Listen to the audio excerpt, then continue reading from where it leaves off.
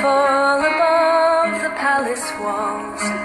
They shine with equal splendor still above far humbler halls. I watch them from my window, but their bright entrancing glow reminds me of the freedom I gave up so long ago.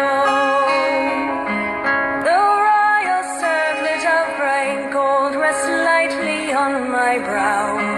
I once thought only of the rights this circlet would endow, but once I took the crown to which I had been schooled and bred, I found it heavy on the heart, though light upon the head.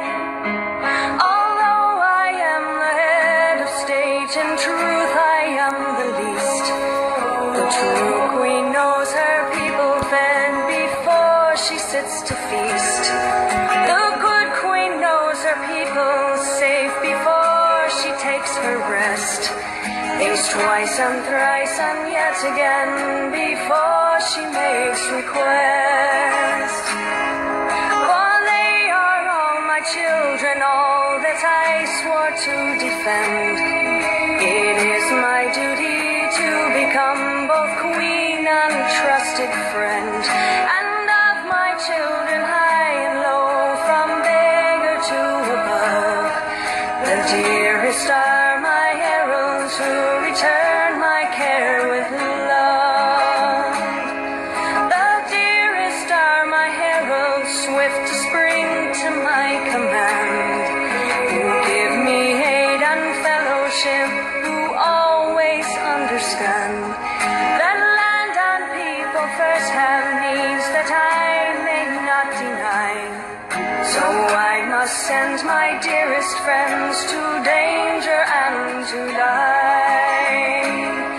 A friend, a love, a child, it matters not, I know indeed that I must sacrifice them all if there should be the need.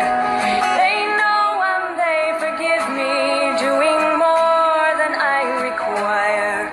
With willing minds and loving hearts, go straight to grasp the fire.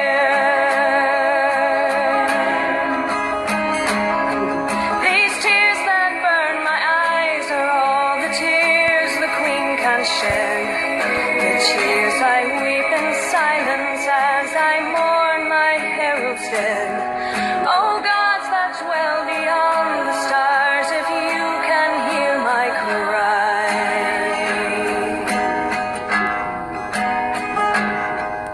and if you have compassion,